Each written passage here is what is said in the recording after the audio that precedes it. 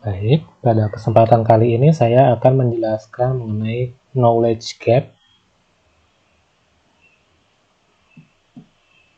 Nah, definisi knowledge gap atau kesenjangan pengetahuan merupakan kesenjangan umum dalam penelitian sebelumnya. Ada dua kondisi di mana kesenjangan pengetahuan atau knowledge void mungkin terjadi.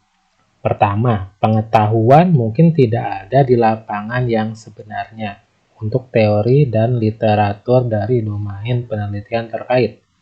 Kedua, mungkin saja hasil penelitian berbeda dari apa yang diharapkan. Diambil dari Muller-Bloch and Kranz tahun 2014. Nah, sederhananya, kesenjangan pengetahuan merupakan celah yang biasanya ada pada penelitian sebelumnya berupa pengetahuan yang hilang atau belum dijelaskan. Nah, pada slide sebelumnya kan telah dijelaskan bahwa ada dua kondisi kesenjangan pengetahuan atau celah pengetahuan, yaitu pertama, mungkin pengetahuan tidak ada di lapangan yang sebenarnya untuk teori dan literatur dari domain penelitian terkait. Artinya gini, misalnya ilmu manajemen, ini dalam penelitian ilmu manajemen ya, contohnya, misalnya kenapa ya IQ bisa berpengaruh terhadap kinerja karyawan. Kalau dipikir-pikir gimana, skor IQ itu kan kita tahu ya, ada seperti di atas rata-rata, ada yang sedang, ada yang superior. Nah, kenapa ya IQ itu bisa berpengaruh terhadap kinerja karyawan? Skor IQ itu tadi yang dimiliki orang-orang. Nah, dalam hal ini ada pengetahuan yang hilang dalam menjelaskan mengapa IQ bisa meningkatkan kinerja dari karyawan. Soalnya banyak juga yang IQ-nya bagus, tapi kinerjanya nggak bagus gitu. Kan kita biasanya kalau misalnya dalam seleksi kerja itu salah satunya yang dibutuhkan kan IQ. Sering banyak tempat pekerjaan yang proses rekrutmennya itu dia pakai IQ. Padahal sebenarnya banyak juga orang yang IQ-nya bagus tapi ya kerjanya nggak bagus gitu. Contohnya dalam kuliah, dalam universitas negeri aja ada beberapa mahasiswa yang IQ-nya bagus tapi mereka tidak bisa menyelesaikan kuliahnya. Itu kan berarti ada masalah di situ.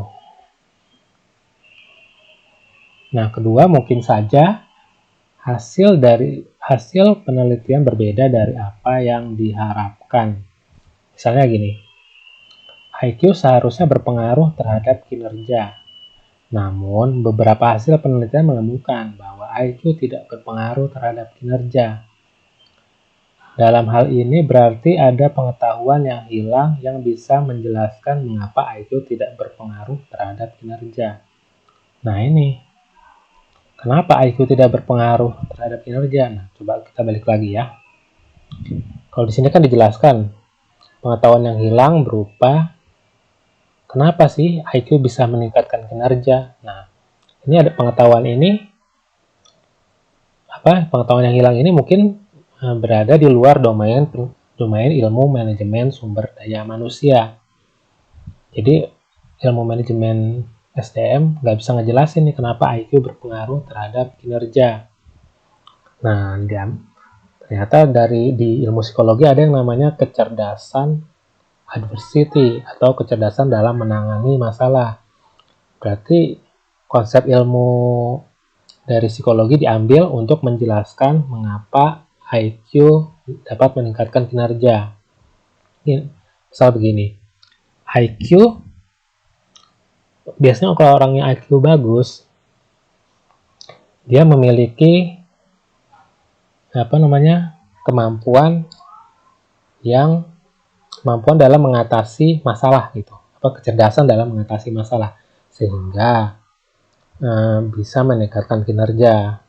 Atau bisa juga diisi variabel-variabel lain yang menjelaskan mengapa IQ bisa meningkatkan kinerja. Nah, ini salah satu cara mengisi pengetahuan yang hilang dari pengaruh IQ terhadap kinerja. Nah, kalau ini gimana nih? Pengetahuan apa? Dalam hal ini berarti ada pengetahuan yang hilang yang bisa menjelaskan mengapa IQ tidak berpengaruh terhadap kinerja. Nah, ini kenapa IQ tidak berpengaruh terhadap kinerja? Itu kan berarti ada pengetahuan yang hilang.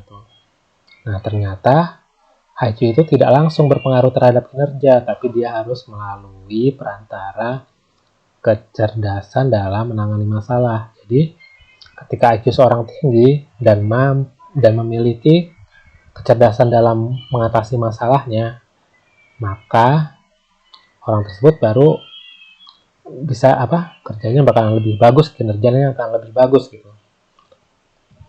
Kalau apabila misalnya dia IQ-nya tinggi tapi tidak mampu mengatasi masalah, tidak cerdas dalam mengatasi masalah, maka kinerjanya akan buruk. Jadi tergantung kepada kemampuan mengatasi masalahnya, kecerdasan mengatasi masalahnya. Seperti itu. Jadi yang perlu diingat ada dua hal kalau dalam celah atau kesenjangan pengetahuan. Mungkin ada celahnya itu berupa hanya bisa dijelaskan oleh ranah ilmu pengetahuan lain. Misalnya pengaruh IQ terhadap kinerja dijelaskan oleh ilmu psikologi berupa kecerdasan dalam mengatasi masalah. Nah, sedangkan pengaruh IQ terhadap kinerja ini yang tidak berpengaruh juga bisa dijelaskan oleh dari ranah ilmu SDM atau dari ranah ilmu psikologi. Intinya sih dicari kira-kira kenapa nih IQ tidak berpengaruh terhadap kinerja. Nah, terus kenapa IQ berpengaruh terhadap kinerja? Nah, itu harus dijelaskan. Ada celah yang hilang, pengetahuan yang hilang di situ. Kenapa bisa begitu gitu? Entah itu berpengaruh atau tidak berpengaruh. Oke, terima kasih. Sekian dari saya. Mohon maaf bila banyak kekurangan. Jangan lupa subscribe, kasih komentar, like, nyalakan lonceng. Terima kasih, sampai jumpa pada video saya selanjutnya.